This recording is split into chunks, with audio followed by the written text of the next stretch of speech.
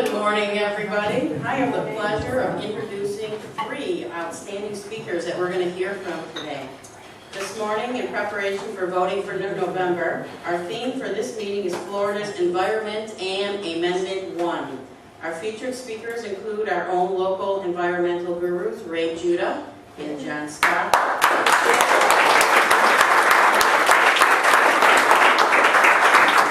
In addition, we welcome Senator Nan Rich.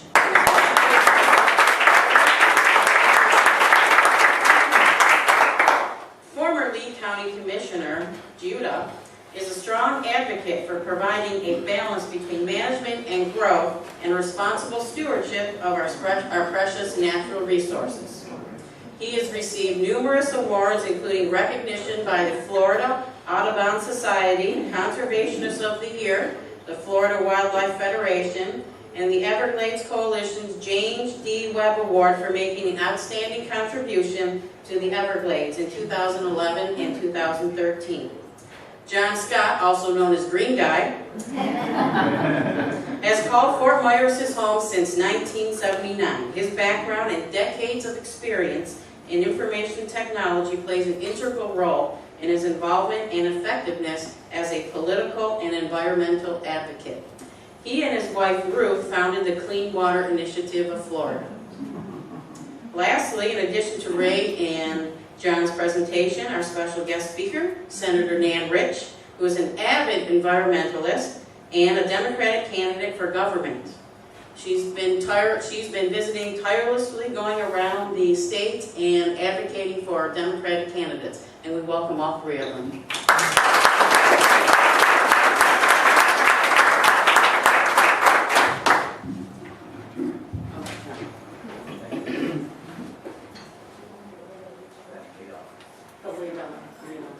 Just before you do that, you want to introduce your wife too from Sierra Club? Sure. I go, John. There we go. All right. I need to tilt it up just a little bit. Okay. This is my wife Ruth over here. She's working on the she's a lead. She is the in case any of you are unfamiliar, the Floridians Clean Water Declaration campaign. She's the Florida team lead for the data team for that campaign. So if you would like to know more about the Floridians Clean Water Declaration campaign and sign it, we just recently had Charlie Chris sign it at the New Image Tabernacle event on Monday, and that was a very big deal because as you probably well know, Rick Scott and Kurt Clausen, neither one would sign a non-binding, non-political 239-word document that is all about clean water. Of course, they would sign it. And Nan signed it months and Yes, Nan signed it in February. along with Can you- Debbie okay. Jordan back there, and Larry, I think you can hear me. Yeah, you can hear me. April Freeman. Can you hear me now? Yes. All right. Can you hear me Good now? morning. Morning. We fired up and ready to go? Yeah. All right. That's what I want to hear.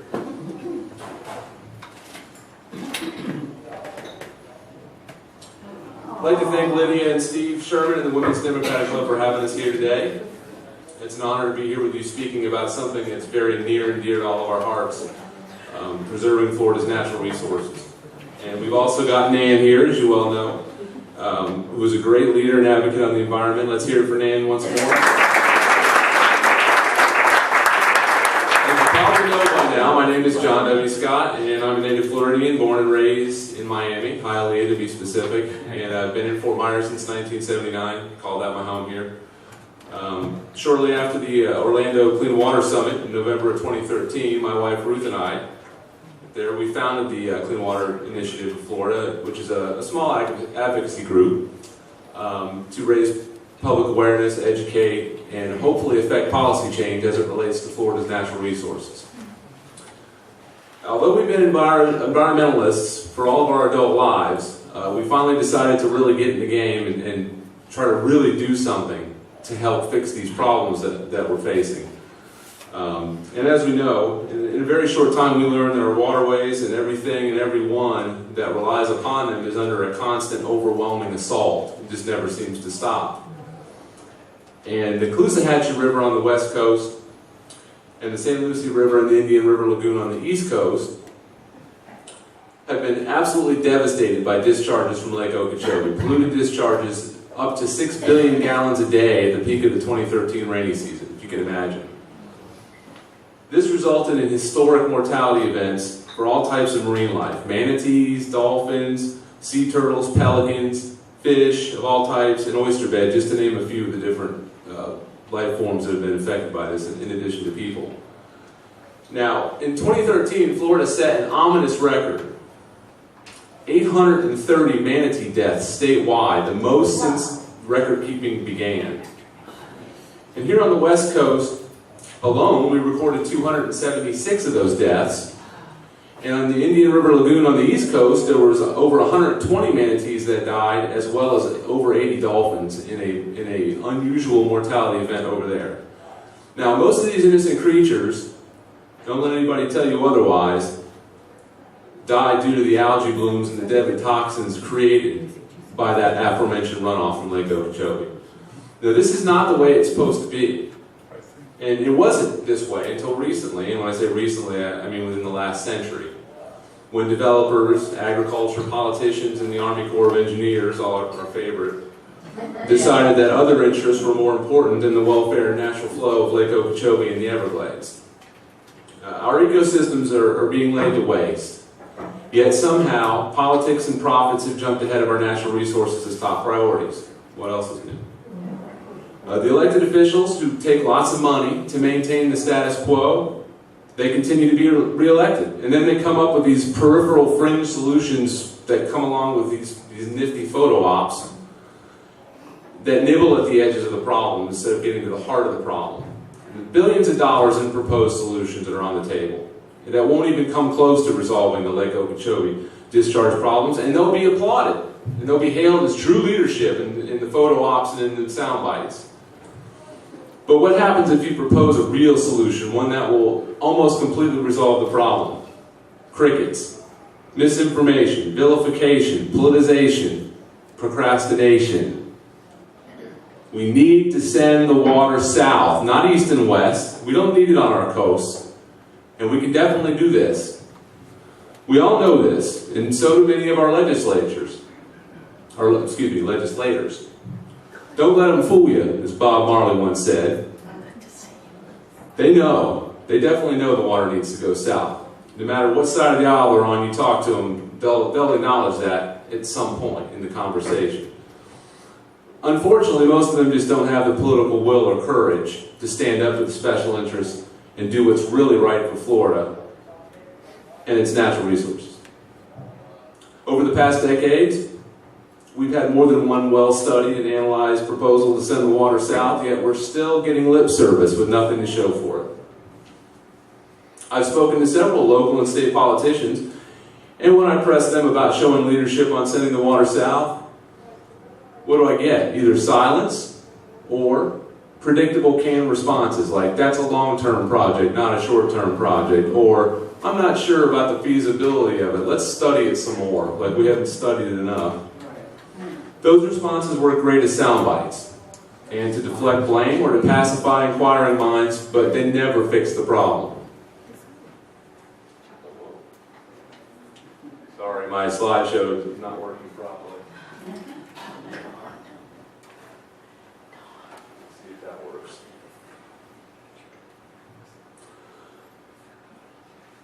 Polluters and special interests. They often get their way because they always have more money.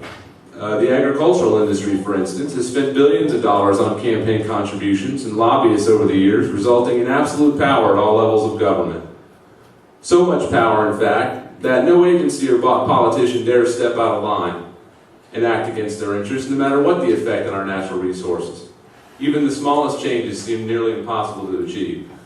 Excuse me, I'm having technical difficulty over here.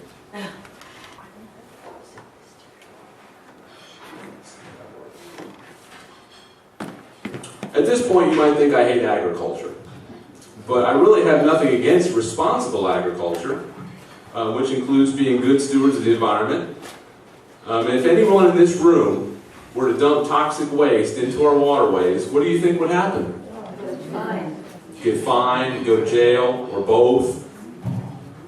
The agricultural industry, however, notably the sugar industry, can back pump billions of gallons of polluted runoff into Lake Okeechobee each year with no penalty. What we've witnessed in this state for close to a century now is anything but responsible. In fact, it's criminal. Privatized profits and socialized cleanup is not by any measure fair to the taxpayers of the state or to the natural resources of our state. In today's world, as we've seen time and again, public safety and welfare no longer trump corporate profits, and this must change. Would you repeat that statement about private property and socialized cleanup? That was beautiful. Privatized profits and socialized cleanup. Yeah, they talk about socialism, and they love socialism when it comes to corporations, but they don't like it too well for poor folks and working folks, as we all know.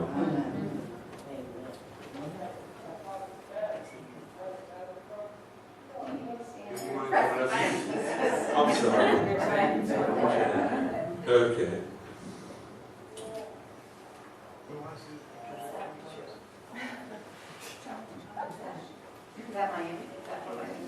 It's from the East Coast. It's from Sewell's Point over on the East Coast. That photo is compliments of Jackie Thurlow-Lippisch and her husband Ed, who fly a plane. They have a small plane. They fly aerial.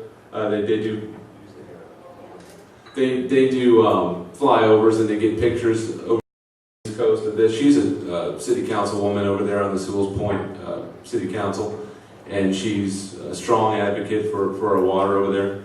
The East Coast is a lot further ahead on this than we are over here. They don't have the apathy and overly conservative problem that we have here. They have more moderate Republicans over there, it seems, as if they get it, because she's actually a Republican, but she's very strong on this issue. That would be similar from the Okeechobee? That would be definitely from Lake Okeechobee, yes. That's what we've seen over here as well. We've seen that kind of aerial footage over here. She just happened to get that pretty dramatic photo. Now, we, Ray and Ruth and I and some other folks, have seen firsthand the impact that decades of unfettered pollution of the Everglades has produced. The Miccosukee tribe was kind enough to sponsor airboat tours of Water Conservation Area 3A, and Houston Cypress, who's over there in the Love the Everglades movement, he's a member of the Miccosukee tribe. He was gracious enough to take us on a tour of the beautiful tree island that some of his family grew up inhabiting, and generations of our Native American brothers and sisters thrived off the land and water, but no more. They can't do it anymore. They can no longer hunt the animals for food, eat the fish, or drink the water due to high mercury content and pollution. I think a lot of these people, the polluters, need to be asked, how would you feel if you could no longer stay at your home, your ancestral home, because somebody decided that their profits were more important than preserving the beauty of that natural resource? It's heartbreaking. And then there are people that are funded by the sugar industry who are going around suggesting that any solutions, as environmentalists supposedly, must include shared adversity. I have news for them. The adversity that created by polluters has rested squarely on the long-suffering inhabitants of the Everglades for far too long, and it's time for polluters to step up and shoulder the adversity now. That's how I feel about it. Now, the health of Florida's natural resources also affects our economy, for those that want to look at this through a dollars and cents perspective. We have a $65+ billion per year tourism industry, and the only thing required to make sure it keeps thriving is to preserve our natural resources. This isn't rocket science. Why aren't our agencies and officials as concerned about preserving our tourism industry as they are about serving the agricultural industry? That's a question that needs to be asked, and we've already seen our tourism industry take a major hit, with water quality being one of the main reasons for cancellations at the beaches here last year. The single best thing we can do to preserve Florida's waterways and our economy is to send water from Lake Okeechobee south to be cleaned and conveyed into the Everglades where it's desperately needed. And don't let anybody tell you that you're going to just send dirty water down there, because that's not legal. You can't do that. You have to send clean water down there. So that's what would happen. And if we hope to ever make any real progress on this, we have to elect a governor that we can work with. And Charlie Crist is that governor. Now, I come to you today thrilled and excited because we recently had the privilege of a private meeting with Governor Crist before the Centennial Park event last Monday. And we were able to discuss environmental issues and policy positions with him, and it was a very wonderful experience because we were also very thrilled to find out that his policy positions were almost completely aligned with ours. He's the governor who struck the deal between the state and sugar industry to acquire the land necessary to send the water south. He has vowed in interviews and at our meeting to complete the land acquisition that he started in his first term. He looked me in the eye and told me, yes, we are going to do that. We definitely need to do that. I understand the need to do it. He's more than once in the meeting, without me even asking him or prompting him, he said, we need to send this water south. I totally understand that. And if we do that, no longer would Everglades restoration simply be words on a sheet of paper. Because he understands we need to restore the gutted FDEP, which stands for Florida Don't Expect Protection under Rick Scott.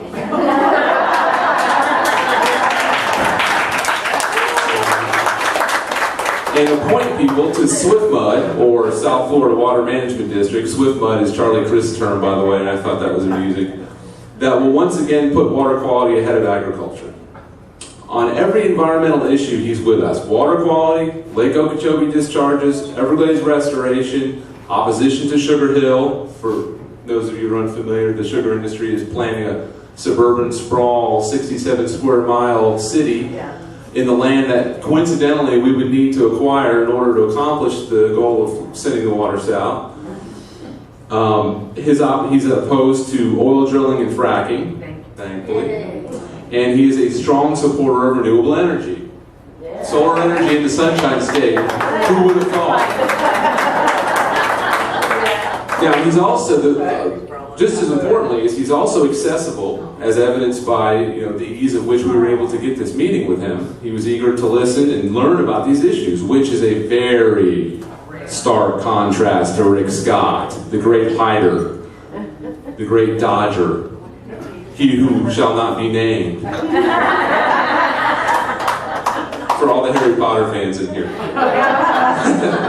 Despite running in 2010 on a platform strongly opposed to taking special interest money from the sugar industry and other polluters, Rick Scott has been bought by every big money special interest polluter you can imagine, most notably the sugar industry. His recent trip to King Ranch is just one example from a long list. Not only did he and many legislators enjoy an all-expenses-paid hunting trip to Texas, but immediately following that trip, he appointed a King Ranch executive, Mitch Hutchcraft, to the South Florida Water Management District. Wow. You can't make this stuff up. His events and campaign stops are rarely announced far ahead of time, where he shows up with little to no notice, and when he expects to run into people who don't agree with his atrocious environmental policy, he's nowhere to be found. He has not and will not give any of us the time of day. But it's election season, and now Rick Scott's the environmental governor. How does he say that with a straight face, honestly? He won't even acknowledge that climate change exists. How do you take someone seriously on environmental issues when he pleads the fifth on science? Senate bills. Senate bills 444, 682, and 999. You can look those up. 444, 682, 999. They were signed into law by Rick Scott, I think sometime back in 2013. And they took effect on July 1st. July 1st of 2014. I guess he thinks we don't remember what happened 3 months ago. It kind of reminds you of Mitt Romney a little bit, doesn't it? Yeah. These bills roll back crucial growth management policies and open the floodgates for polluters to do as they please. We just cannot endure another 4 years of environmental purgatory under Rick Scott. Just can't do it.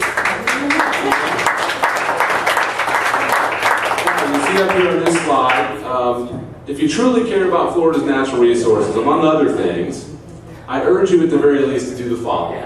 Vote. Obtain a mail-in ballot or vote in person, whatever you want to do, but vote for Charlie Crist.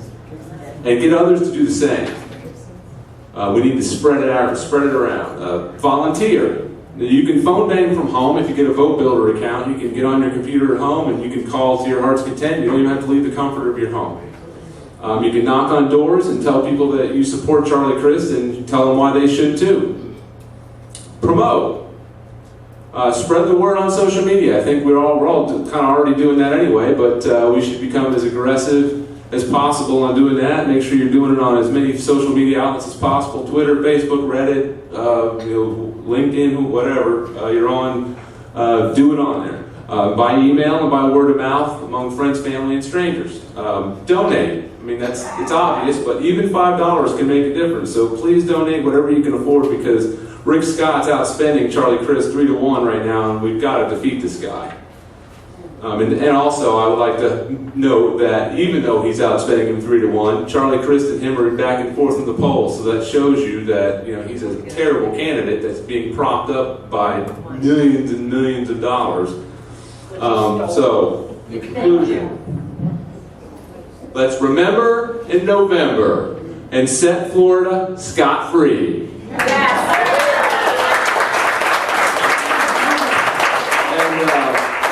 Now that I've said my piece and touched on the dire problems facing Florida's natural resources and depressed everybody in the room, my partner in this presentation will talk about the solution side of it. Many of you already know him.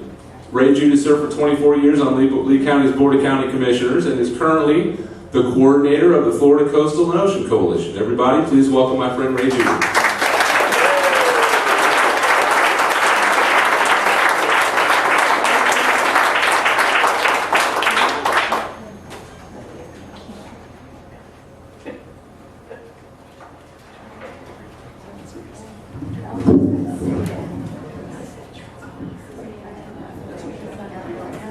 Can everybody hear me all right? Yes. Good morning.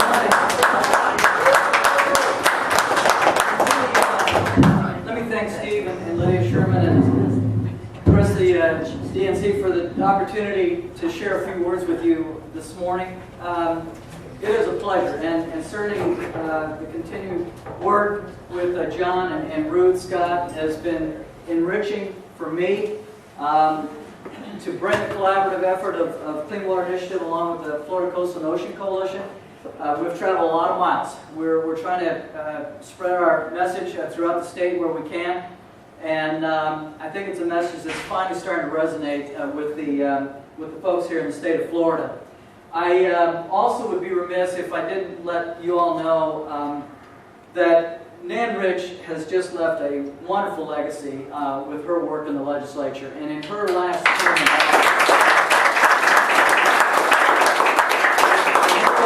in office, you can thank her from the standpoint that some 5-6 years ago, a lot of communities, including Lee County, Sanibel, Fort Myers Beach, Cape Coral, adopted local fertilizer ordinances. Many of you know, of course, all that nitrogen and phosphorus that gets into our water creates the problems of what you saw here along with the discharge from Lake Okeechobee, feeding the algae blooms, the red tide and the red drift algae blooms, blue-green algae. Well, Nan Rich at the time was serving in the Senate, and she was playing a pivotal role on a particular Senate committee in which the fertilizer industry came back to the legislature, and in this particular committee was seeking the state to preempt the local communities from having their own local fertilizer ordinances and instead have a weakened state version of trying to control the nutrient runoff into our waterways. Well, we were able to prevail, we being the communities throughout the state of Florida, largely in part due to Nan Rich's courage, her conviction, and understanding that it's land-based nutrient runoff that's creating the problems with our water quality in our rivers, our springs, our streams, our estuaries. And I want to thank Nan Rich once again for forcing by the fertilizer industry to nullify local communities' home rule, particularly with regards to controlling fertilizers.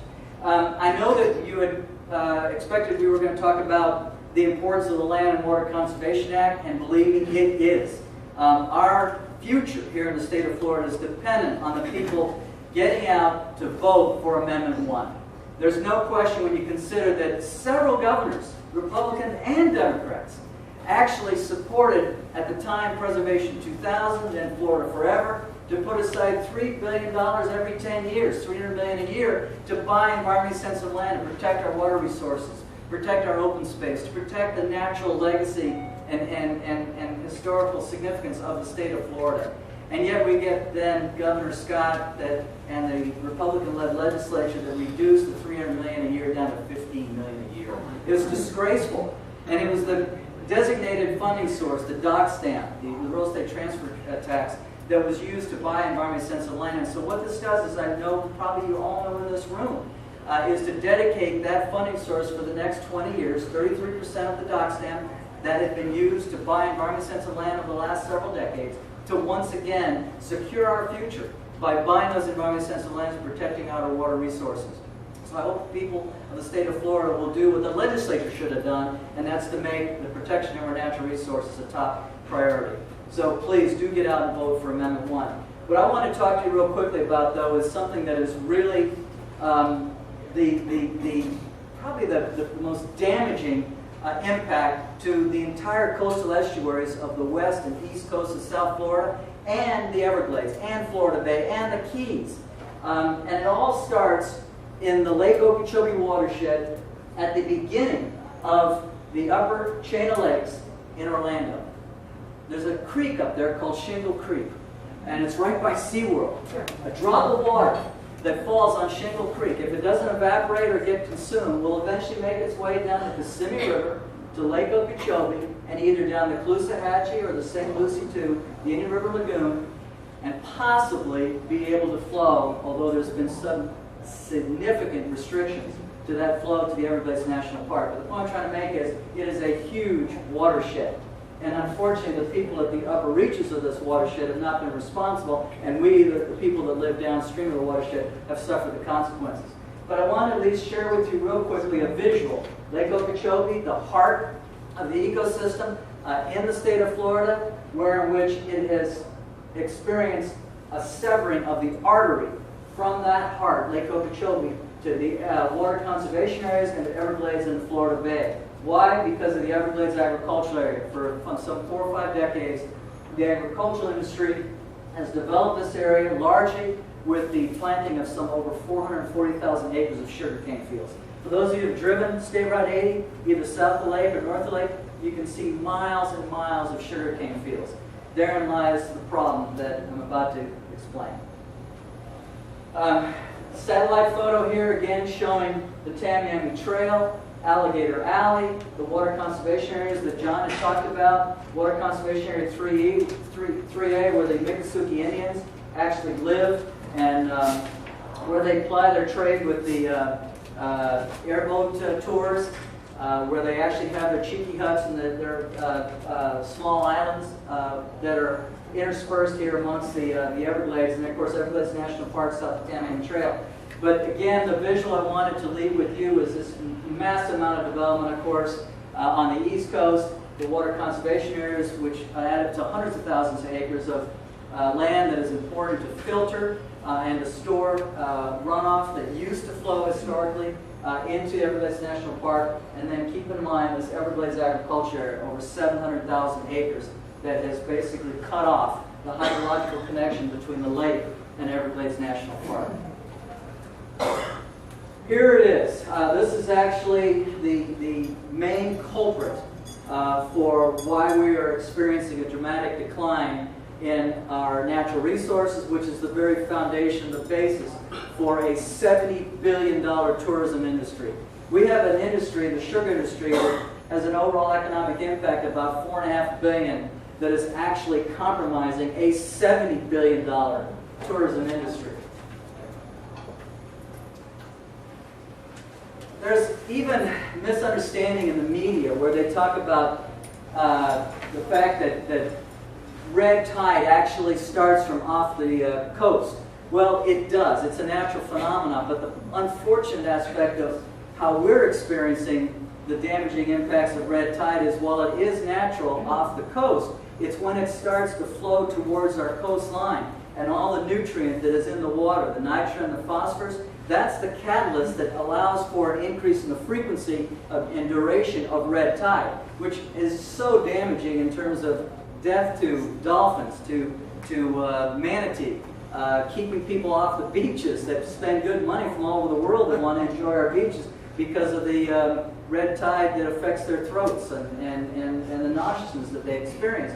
But what I wanted to point out, and I want this indelibly imprinted on your mind, is when people talk about the potential of fugitive dust from sub-Saharan Africa leading to red tide outblooms, like one of the most well-known research companies, and actually it's a research firm, it's the Molten Marine Lab up in Sarasota, they're still suggesting that it's a fugitive dust that drifts over here from Africa that leads to red tide outbreaks. Well, you got to figure out where they get their money for their research, and then you understand why they don't come up with the appropriate results. Or we even have some elected officials that say it's the tannins that are secreted from mangroves that create the discoloration of the water. I can assure you, we know where the nutrients are coming from. This is a discharge pipe on the sugarcane fields in the Everglades agricultural area. All the chemical waste, the fungicides, the pesticides, the insecticides, the nitrogen, the phosphorus from those sugarcane fields enter into a canal that for decades has been back pumped into the lake that then goes down the Caloosahatchee and the St. Lucie on the East Coast. Therein lies the problem as to why we're experiencing algae blooms and red tide outbreaks. This already has been shown by John off of Sewell's Point. Actually, this is the plume of death. When you consider all that I've mentioned about the chemical waste, the fact that you have heavy sediment loading that gets into our, either in this case, the Indian River Lagoon, over here on the west coast, in San Carlos Bay, the Gulf of Mexico, Pine Island Sound, Estero Bay. What can live in that? Nothing. You have to swim to get away. But if you're a scallop or an oyster, you can't get away, and you're going to die. And that's what's happened in our back bays. We've lost a lot of the shellfish because of the heavy sediment loading, the toxic plume that comes down from the Caloosahatchee via the Lake Okeechobee. And I got to tell you, it doesn't do a whole lot for tourists that try to enjoy our beaches and our shores. This could actually be the same thing that occurs and does occur right on the West Coast. This was not Photoshop. It is just an unbelievable, devastating impact to our environment. And you cannot experience photosynthesis. Obviously, the natural sunlight that penetrates, combining with carbon dioxide to create plant growth, just can't happen when you have that kind of discoloration of the water. Interestingly enough, oftentimes we get too much water with all that heavy sediment and nutrients, but sometimes we don't get enough. And we have to have some minimum flow. Because if you don't have minimum flow, this is actually the Alga water treatment plant right there by the Franklin locks. There are 3 locks on the Caloosahatchee from the lake leading down to San Carlos Bay. This is Franklin locks S79. And when you don't have enough flow to keep the water flowing down the Caloosahatchee, you get a buildup of blue-green algae. This is toxic to fish and wildlife. It's toxic to people. We get Lee County Health Department at some times of the year issuing public health warnings. Don't come into contact with this water. And the water treatment plant has to close down because of the impact to taste and odor, costing all of us a lot of money in that the 40,000 customers that rely on the Alga water treatment have to have a mutual aid agreement with Cape Coral or one of our local Lee County sources from other supply areas in order to provide potable water supply when this plant is shut down. You also get hypersaline conditions. When you don't have minimum fresh water flowing down the Caloosahatchee, the water gets a lot more saline. When you get heavy salt concentration of water, you get the destruction of the freshwater Vallisneria or tape grass, which is so important as part of the life cycle for shrimp, for crab, for snook, redfish, grouper. And also there's no food left for the manatees to eat. They have to then go down river to try to get more food from the Thalacia or sea turtle grass in the back bays and estuaries, and that puts them in harm's way with boats during the winter months. This is actually red drift algae. It was taken in March of this year. John had a picture that showed a more pronounced effect of red drift algae. It's because of the nutrients that are in the water. We don't have the major currents like the Gulf Stream on the Atlantic that flush the nutrients offshore. Here are our nutrients that come down from the lake via the Caloosahatchee and into our back bays and estuaries. They just sit, and when the optimum conditions are right in terms of warm water, you get a buildup of this red drift algae, piles up on the beaches. It's a major devastating impact to migratory birds. It obviously doesn't do well for tourists that want to enjoy the beaches. But this happened in March, and it's because of nutrients that just kind of stay around in the system. About 10 years ago, Jensen's Marina, where a young lady had to clean up the dead fish, all the white you see there, the dead seagrass, and just having to deal with the devastating impact to all those businesses that rely on a clean water and a healthy environment. As John mentioned, 276 manatees died right here in Lee County, again because of red drift algae. So many of them died, they actually had to take bobcat bulldozers and have mass graves. It's just deplorable what red drift algae does to our fish and wildlife. This is, to me, the photograph that says it all. We have an aerial that was done by the South Florida Water Management District and a photo that was taken in August of last year, superimposed on the aerial. You can see Lake Okeechobee, you can see the Caloosahatchee, and then St. Lucie over to the Indian River Lagoon. You have the Water Conservation Area and then the Everglades National Park. And you notice this area again, that's the Everglades Agriculture Area, it's high and dry. It's because the South Florida Water Management District that's charged with providing water supply for industry, for residential, for agriculture, and for the environment, kind of like leaves environment off its list. And this is a classic example where the South Florida Water Management District manages the water 18 to 24 inches below grade, no matter what the seasonal fluctuations. So if you remember last year, we had a ton of water. Monsoons, heavy rains. Yet this area in August of last year, while we were all drenched and having to suffer from the consequences of the massive discharges from Lake Okeechobee that were affecting our coastal estuaries, the Everglades Agriculture Area was high and dry because the district manages those lands, the South Florida Water Management District manages those lands to provide optimum growing conditions for the sugarcane industry, to the exclusion of everything else and to the detriment of everything else. And that picture says it all, because again, it was taken in August of last year.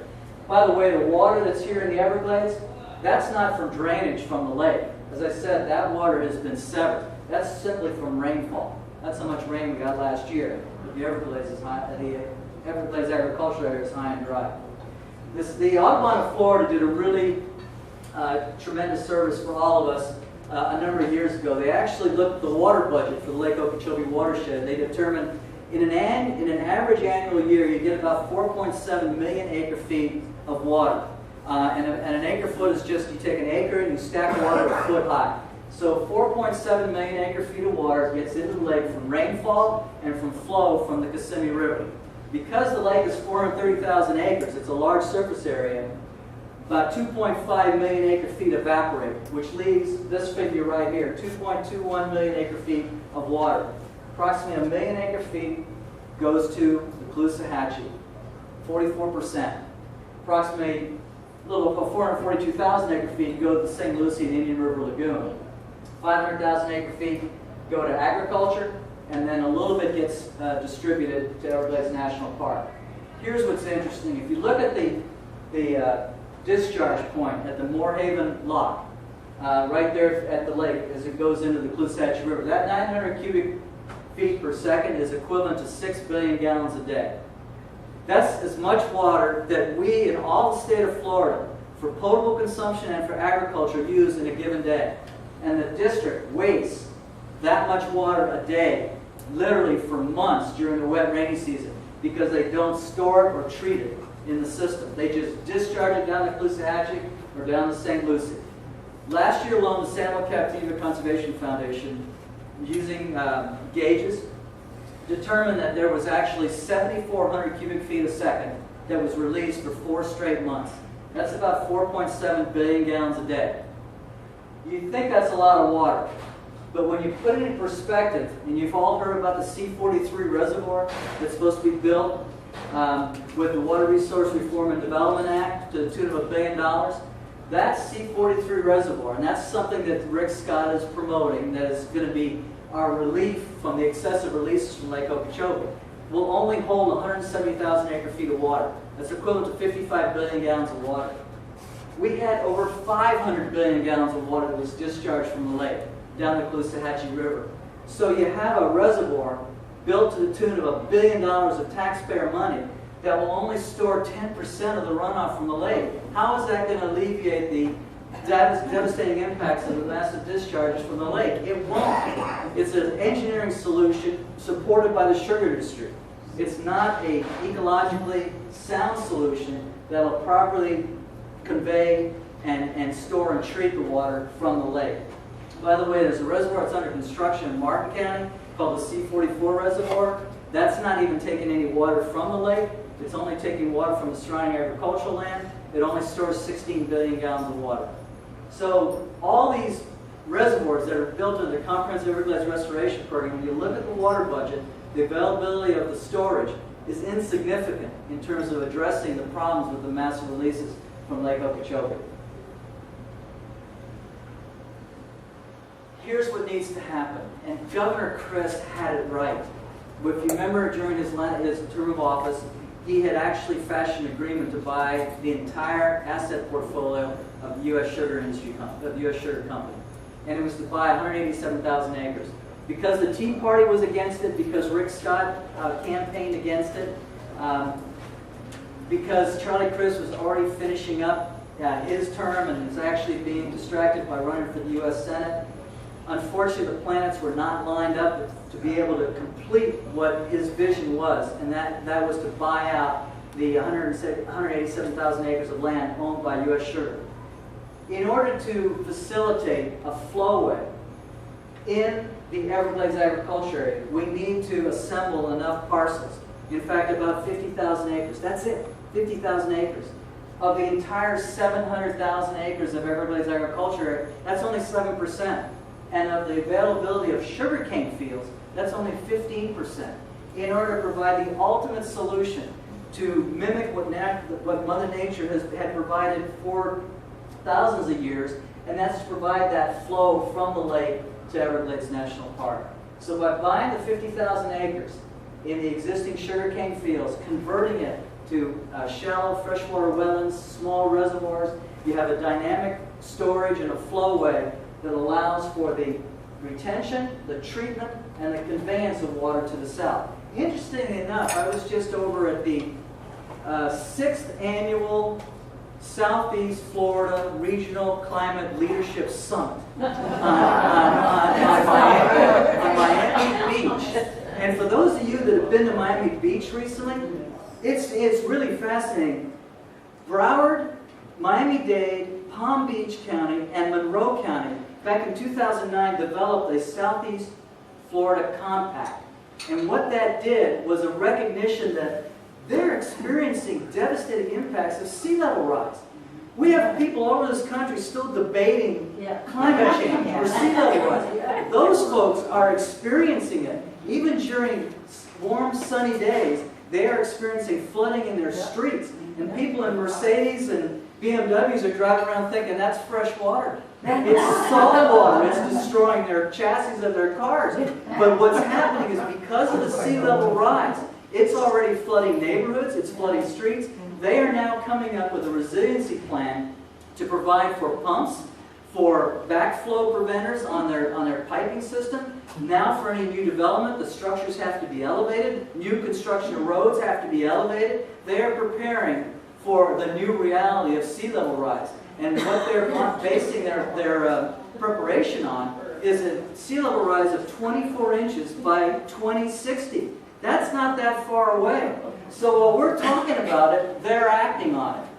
And I got to tell you, if we're able to restore that flowway, think what it would do to allow again for that fresh water to be pushed down towards the south and prevent the saltwater intrusion that right now is occurring to the Biscayne Aquifer. The aquifer that all of Southeast Florida is dependent on, 7 million people on the Biscayne Aquifer. But if you can once again redirect that fresh water, not only can you restore our ecosystems, but you can end up thwarting the advancement of saltwater intrusion from sea level rise.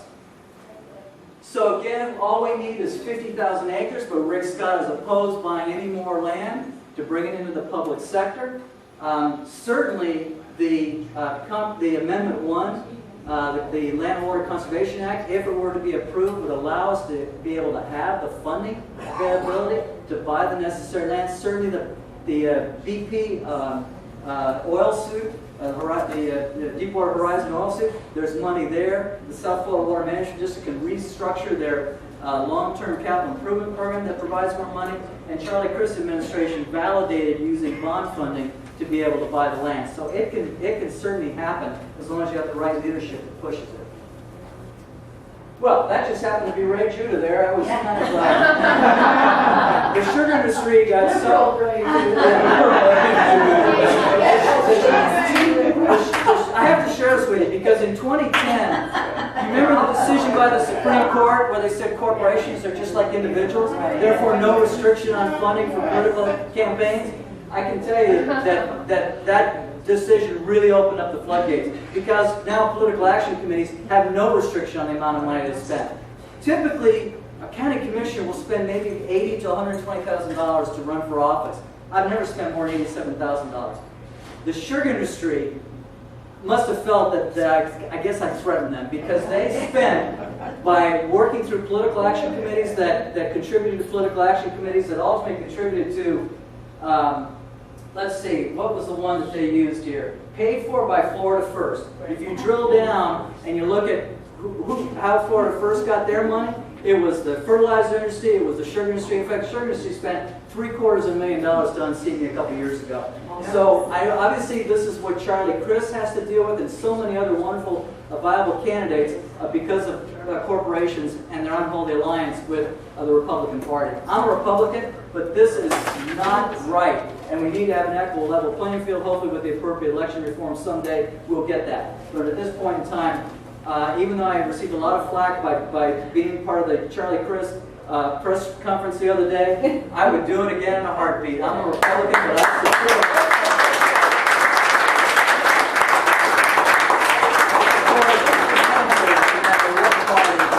who definitely promotes responsible stewardship of our natural resources, because that is the foundation of the long-term economic prosperity and our quality of life. Thank you very much.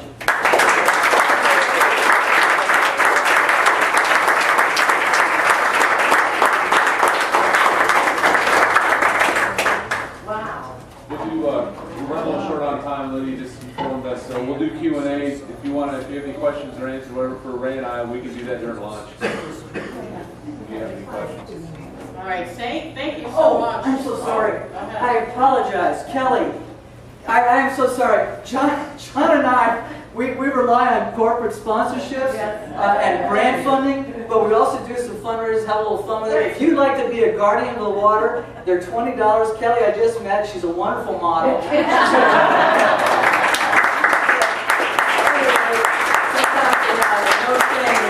Raise money to allow John and I to continue to go throughout the state and spread the message. So if anybody's interested, we have different size shirts here, but this is the Guardians of the Water t-shirt to help support the effort. Thank you, Kelly.